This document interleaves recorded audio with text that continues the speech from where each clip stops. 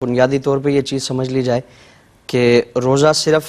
صبح سے شام تک کھانا پینا اور نفسانی خواہشات سے باز رہنا اس کا نام نہیں ہے،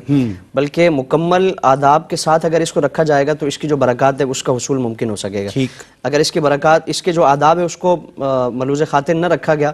اور اس کا خیال نہیں ہے تو پھر یقیناً یہ صرف پیٹ کا روزہ ہے اور اس سے ہم کما عقوب جو برکات اور اس کی رحمت ہے اور اس سے متعلق جو اللہ کا انعام و اکرام ہے ہم اسے محروم ہوں گے۔ تو اس لیے ان چیزوں کا خیال رکھا جائے کہ ہر وہ چیز جو روزے کے فوائد میں، روزے کے ثمرات میں، اس کے اجر و ثواب میں کمی لانے والی ہے اس کو چھوڑ دیا جائے۔ صحیح۔ ہم روزے کی حالت میں یقیناً عبادات سے ایک شغف رہتا ہے اور صبح و شام نمازوں کی بھی بہاریں ہیں، تو وضو کیا جاتا ہے، تو وضو میں یہ چیز پیش نظر رکھی جائے کہ کلی کرنے میں، ناک میں پانی چڑھانے میں مبالغہ نہ کیا جائے، یعنی اتنا کثرت کے ساتھ وہ کلی اور ناک میں پانی نہ چڑھایا جائے کہ وہ حلق سے نیچے اتر جائے۔ اگر یہ کیفیت ہوئی تو ظاہر وہ روزہ ٹوٹ جائے گا، فاسد ہو جائے گا۔ تو فساد سے بچنے کے لیے کوشش کی جائے کہ اس میں مبالغہ نہ کیا جائے۔ پھر اسی کے ساتھ ساتھ بلا عذر کوئی بھی چیز چبانا یا اس کو چیک کرنا، ٹیسٹ کرنا، اس کو چکھنا، یہ روزے کی حالت میں مکروہ ہے۔ اور بعض استثنائی صورتیں اس کی رکھی گئی ہیں، جس طرح اگر کوئی عورت ہے اور اس کا بچہ کم سن بچہ ہے، شیرخوار بچہ ہے، اور اس کو نرم غذا کھلاتی ہے اور اس کو نرم کرنے کے لیے کوئی اس کے پاس کوئی چیز ایسی نہیں ہے کہ جس سے اس کو پیس کر دے، نرم کر کے دے، اور کوئی ایسا بچہ موجود نہیں ہے یا کوئی ایسا نہیں ہے کہ جو روزے کے علاوہ ہو، تو اب وہ اس کیفیت میں اس کو چبا سکتی ہے کہ اس کے ذرات یا اس کا اثر کوئی بھی حلق تک نہ جائے۔ حلق سے نیچے اگر گیا تو وہ ظاہر ہے اس کا روزہ ٹوٹ جائے گا۔ اسی طرح چکھنے میں بھی بعض استثنائی صورتیں ہیں کہ اگر عورت ہے، اس کا شوہر بد مزاج ہے، اگر وہ چک کر کھانا نہیں بنائے گی تو شوہر اس پہ ظلم و زیادتی کرے گا، نمک میں کمی بیشی ہو جاتی ہے، اس طرح کی اگر کیفیت، یا پھر مالک سخت ہے اور غلام اگر اس خدمت پہ مامور ہے تو صرف وہ زبان کی نوک سے اس کو چکھنے کے لیے حلق سے اگر نیچے اتر گیا اس کا ذائقہ یا ذرات اس کے حلق سے نیچے اتر گئے تو اس کا روزہ ٹوٹ جائے گا۔ پھر اسی طرح ایک جو اہم چیز ہمارے ہاں جس چیز کو بہت زیادہ اس میں مبتلا عوام نظر آتے ہیں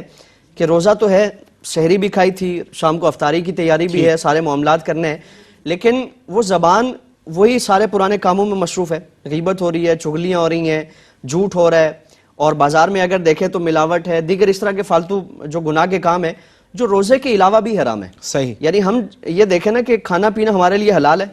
لیکن روزے کی عبادت کی وجہ سے وہ ہم پر حرام فرما دیا۔ روزے کی کیفیت میں غیبت ہے، جھوٹ، چغلی اور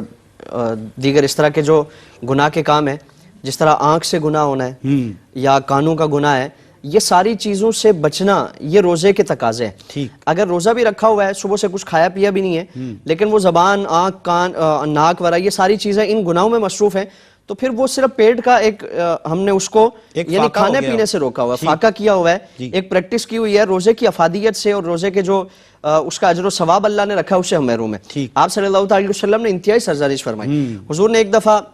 تاکید فرمائی کہ روزے کا جب وقت ہو تو مجھے بتایا جائے اور کوئی مجھ سے پہلے روزہ نہ کھولے۔ حضور کی بارگاہ میں عرض کیا گیا کہ یا رسول اللہ کچھ خواتین ہیں اور وہ بھوک کی شدت ہے تو روزے کا وقت ہو چکا، آپ اجازت عطا فرمائیں تو روزہ کھول لیں، تو حضور نے فرمایا کہ ان کو بلاؤ۔